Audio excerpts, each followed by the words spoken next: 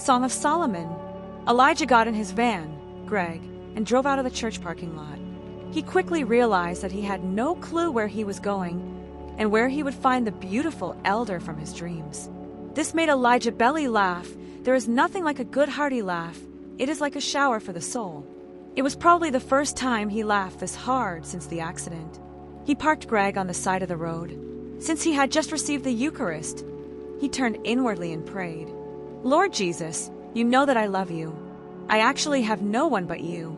Please direct me to the elder. Amen." Those were the exact words of his prayer. What his heart said was something like this: "Lord Jesus, I am lost. Help. I am." Elijah's heart had a soft sensation of pain. It was pleasant. He felt like the Lord heard his prayer. This made Elijah peaceful. Never in his life had he been this out of control. He had been used to manipulating, maneuvering, planning, predicting, and engineering his life.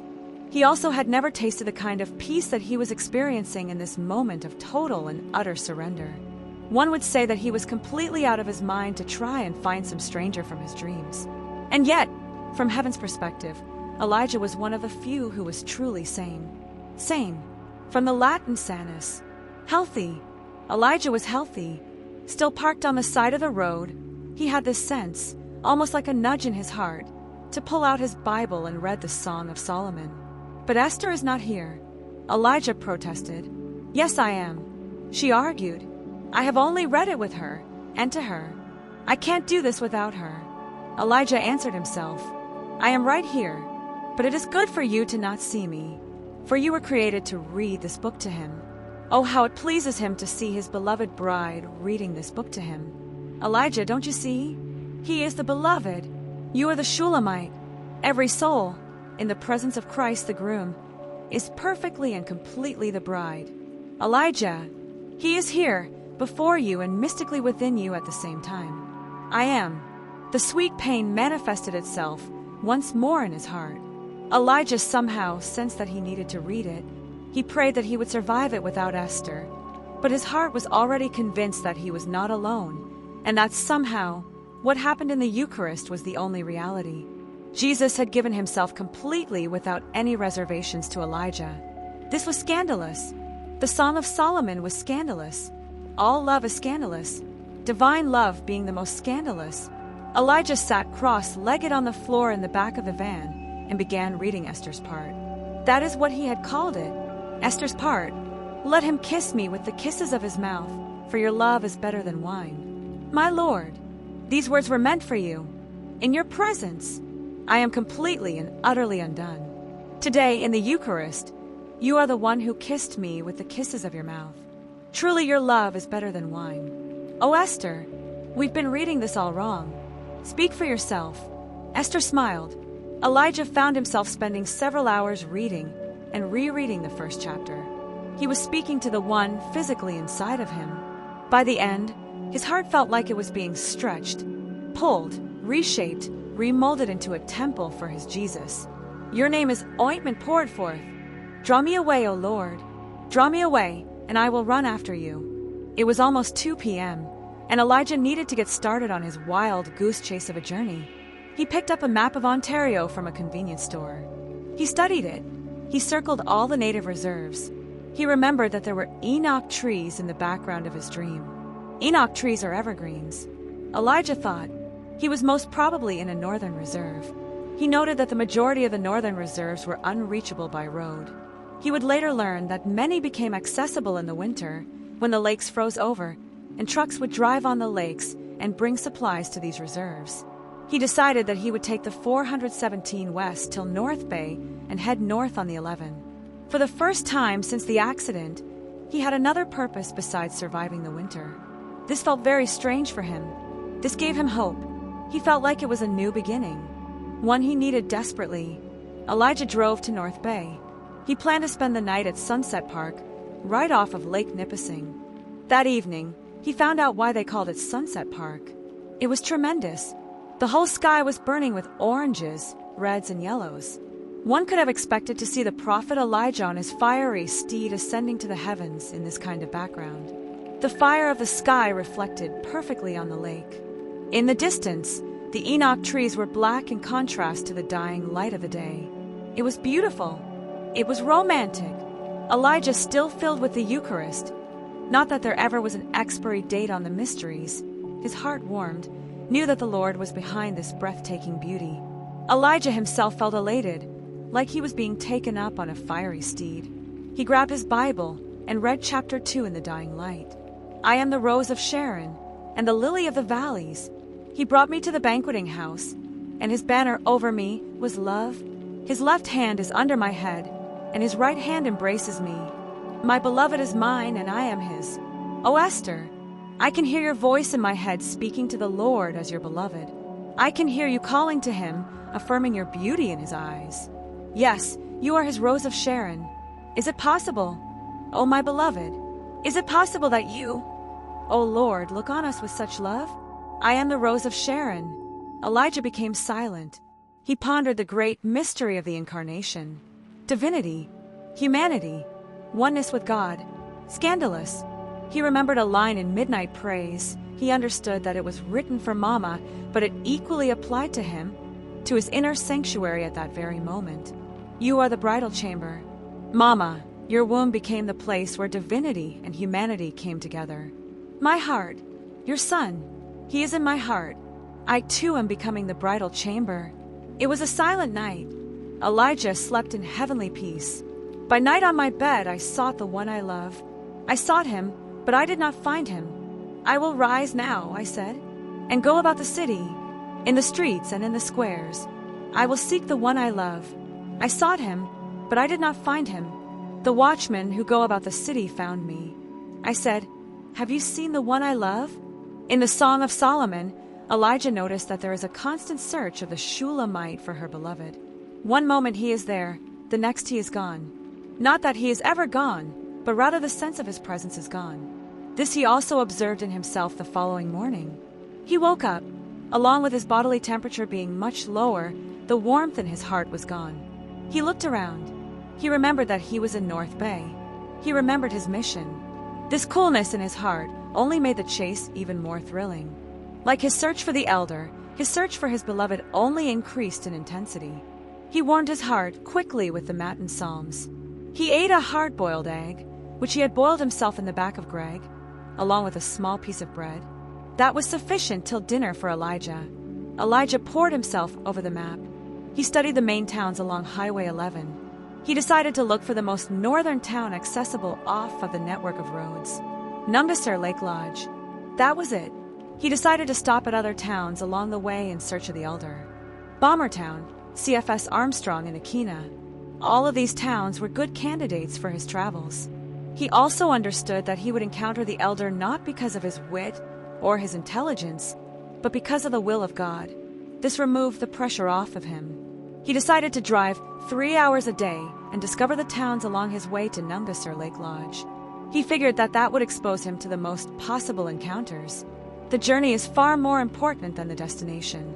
Elijah felt that his thought was a little cliché. In truth, he only said that because he had not yet experienced the destination. The destination in Elijah's case was a person, the unknown elder.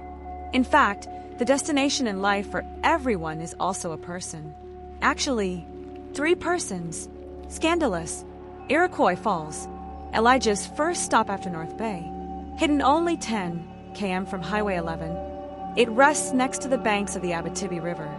For such a small town, Elijah was really impressed with the beautiful city gardens. They were so vibrant. It made Elijah miss his Esther. My beautiful Esther, why didn't we come here together? You would have been able to name all the flowers. And so, instead of encountering people, Elijah spent the rest of the day naming flowers. There were Elizabeth flowers, sunflowers, Fotini flowers, pansies, Magdalene flowers, roses. He chuckled when he called the daisies iris flowers and called irises lily flowers. He felt mischievous, but the effect on the flowers was magnificent. A son of Adam, naming them. They had heard lore of a time when sons of Adam would name them, but of course the flowers had reduced them to mythological creatures. Oh, how Iroquois Falls and its population of flowers were so happy to receive Elijah. The elder was not there, and so Elijah left in the early morning. The flowers never forgot Elijah. Kapuskasing, Elijah's next stop. He arrived in the small town with the hopes of running into people. More specifically, he was hoping to run into the beautiful elder of his dreams. He quickly realized, as he parked Greg on the main road, that it would be difficult for him to ask anyone about the elder since he had lived as a mute for the last several months. Elijah found it strange that he hadn't spent much time thinking about his muteness. It kind of just happened, he thought. Strange. Well, self, why is it that you have stopped speaking to other humans for the last 8 or 9 months? How long has it been, Esther? Why have I stopped talking to the world? He thought and thought but couldn't find an answer. Deep inside, he also knew that he didn't want to face the real answer hidden deep inside of him. He was scared. He wanted no attachment. Words build bonds, create relationships. And well, in Elijah's case, relationships with living human beings were dangerous. I think I have decided that I can't afford any more real relationships with humans. This, of course, was absurd, and Elijah knew it. What? Esther, don't you look at me like that.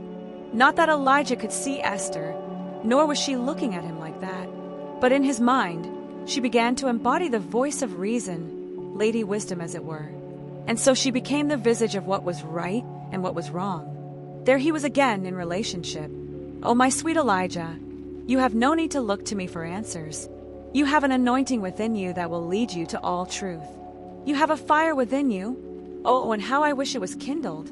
Elijah decided that he would continue to be mute until otherwise instructed. He also realized that in the absence of spoken words, that his first word would have to be very carefully chosen. He didn't want to just open his mouth and pronounce any old boring word. It would have to be special. Somehow, from his encounter with deep silence, he recognized the power of a word. He also understood how poor words had become in the world he had left behind. Words were so cheap, he thought. He thought of how cowardly humans had become, hiding behind phones and email. He had no idea how, only a short few years in the future, words would become almost completely meaningless with the emergence of smartphones and social media. To think that the entire cosmos came to be through a word from God. With a word, the beloved calmed the sea, healed the sick, and raised the dead. No wonder, by our words we will be saved, and by our words we will be condemned. What has happened to words? He remained in thought for a while, pondering the decay of words. Then it hit him hard. A thought, that is. Words haven't changed, we did. We are the ones who don't know how to properly formulate life-giving and life-bearing words. Words are powerful, carriers of something far greater. Words with faith, living faith, can move mountains. Oh, Elijah, he told himself, be still. Be still and learn from silence. Elijah remained in silence of thought for a long time. Esther broke the silence. Kind of. My sweet Elijah, words carry the breath of a speaker. The eternal word also carried the eternal breath of his Father. When you speak, your words carry your spirit too. For out of the abundance of the heart does the mouth speak. Words, my sweet Elijah, a mystery coming from the side of life, before anything was the word. Of course, Esther herself, being on the other side of the veil, spoke words that carried an understanding and a weight that far exceeded anything Elijah could understand. One could wonder why she even bothered to speak to Elijah, since he could not hear her. One does wonder at many things that heaven does. Elijah decided that it was time to discover Kapuskasing. He had parked his car on the Trans-Canada Highway, 5 kilometers after the McDonald's and only 2 kilometers after the bridge. He got out of the car and saw across the street a small cemetery. Perfect, he thought. I can talk to these guys. Maybe they can help me with finding the elder. He crossed the road to the tiny cemetery. The sign read, thousands of Ukrainian Canadians were unjustly interned as enemy aliens during Canada's first national internment. Operations of 1914 to 1920. This plaque is in memory of those held at the Kapuskasing internment camp between December 14th, 1914 and February 24th, 1920. Elijah's heart stopped. He wasn't sure if it was the silence or was it his imagination, but he felt, in one fell swoop, all the pain of the people who had been forced into this specific labor camp. The feeling overwhelmed him. He knew things he should not have known. He felt things that somehow attached themselves to his own suffering. The suffering of loss and separation, it all came at him. And yet, He had no way of knowing this pain. He had no way of knowing that Canada had forced thousands of Ukrainians, Germans, and Turks to cut over 100 acres of spruce trees. He had no way of knowing all the hardships they underwent from the freezing cold winters and the mosquito-infested summers. He had no way of knowing all the anguish that these internees experienced as they were dropped off by train in camps with nowhere to escape. Nothing for hundreds of kilometers around. They were imprisoned for no other reason than for their ethnicity, deemed dangerous sympathizers with Germany during the First World War. Although Elijah had no way of knowing these things, somehow he knew. He walked up to Mike Herbert's gravestone. Died April 4th, 1916. Hi, Mike. Pleased to meet you. Hope things are going well. I hope things are better for you now. Since the internment and all. I am Elijah. I too have suffered great loss. It's a long story, but if you run into the most beautiful and wonderful girl in heaven, you'll have met my Esther. Tell her I say hi. Anyways, I am looking for an elder. I am pretty sure he was a First Nation chief of some sort. I have no way of finding him. I am also really sorry for what Canada did to you. I wasn't around, but I am not sure why I never learned about you in history class. Well, I won't keep you too long. Elijah spent the rest of the afternoon having conversations at each tombstone. He was sure at least one of them would say hi to Esther on his behalf. Better safe than sorry, he told himself. Set me as a seal upon your heart, as a seal upon your arm, for love is as strong as death. That night Elijah dreamt that he was working in the dead of winter, cutting down spruce trees, carrying them away, processing them into lumber. He dreamt of soldiers barking orders at him. He dreamt of hunger and thirst. He dreamt of mosquitoes mauling him. He remembered Ukrainian Orthodox priests coming to encourage him and bring him food on special holidays. He remembers one who labored next to him for the entirety of the dream. He never spoke. He was just always with him. His eyes were so sad, and yet one look at his face, and Elijah would be comforted for weeks. His dream felt like it lasted 5 years, 2 months and 10 days. It did. The next morning, Elijah woke up exhausted. He drove to Hearst. He decided, no cemeteries and no internment camps today. After all, he didn't need another dream. Hearst was his official next stop for the day. He looked around. There was a Shell station, a Petro-Canada, and a McDonald's. He decided to move on. The elder is definitely not here. Elijah's journey into the unknown north was quite the icon of his inner journey. He was seeking a man he met in his dreams, Elijah himself being a mute, homeless wanderer. And yet, one thing is clear about the spiritual journey of saints. Nothing is clear. Things were getting messy in Elijah's life.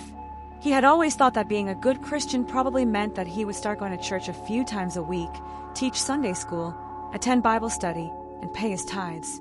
And yet, in his seemingly messy life, having lost his parents and the love of his life, he found himself more alive than he ever felt. He was in a place of utter dependence on God.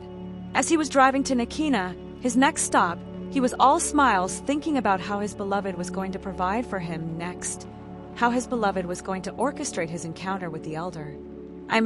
You are the organizer of the cosmos, from macro to micro. You take care of galaxies and you take care of the atoms that make up the most minute cell. What is one little encounter between 2 of your children? How did I ever imagine that I could live a well-planned life without you? What a burden to have to think about everything myself.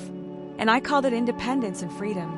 My beloved Lord, I will follow you. I will seek you with all my heart. As his heart was speaking these words to his beloved, he found himself approaching a beautiful white church with its steeple reaching up to the sky. It stood alone, like Elijah, at the end of a peninsula surrounded by a gorgeous expansive lake. A sign read, Long Lac number 58 First Nations Reserve.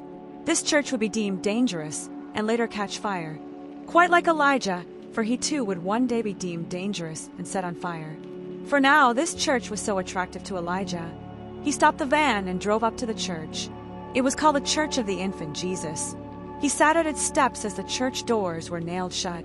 Looking around, he saw young children in groups of 4 or 5 riding their bikes up and down the peninsula. There were teenagers swimming in the lake. These kids were Earth. He felt bad for the kids from his old life who were addicted to TV and video games.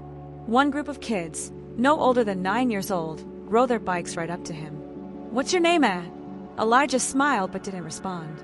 "You don't speak, eh?" They all burst out laughing at him. "Your mom didn't teach you to speak, eh?" The kids howled. Elijah laughed along with them. Although deep down, he didn't find it funny. He was just happy to see kids laughing. They got back on their bikes and left him. That was it. That was his first encounter with humans, living humans, in days. They seemed to speak more slowly than city kids.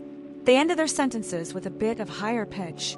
Their speech almost felt sung. He remembered the Ents in Lord of the Rings. He imagined that these kids spoke like the Ents, slowly and musically. The elder in his dream had the same pace of speech. So simple, so beautiful, so Earth. He filled up Greg at the gas station by the Subway restaurant in Long Lac. He was tempted to buy himself a sub, but he hadn't done anything like that since the accident. He always prepared his own food. He would have to break his silence in order to place an order at the Subway. Not worth it, Elijah, he told himself. He was sure that they put some sort of addicting narcotic substance every time they baked their bread, because the smell was almost impossible to resist. But he resisted. Elijah got back into Greg and drove off onto Highway 11. 30 minutes later, he turned right on Highway 584 towards Geraldton and Akina. The smell of the Subway bread was still lingering in his mind. He was hungry. He decided that he would stop at a restaurant for a small bite. He would just have to point at something on the menu and hope no one would ask him questions. He stopped in Geraldton at a small restaurant. Everything was small in Geraldton. He walked in, looked around. No one was there to greet him at the door.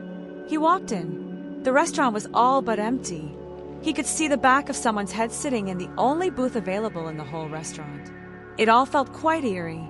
He wasn't sure if he should just seat himself or wait for someone to take him to a table. He waited awkwardly for what felt like 10 minutes. It really was only 43 seconds. Chronosucks.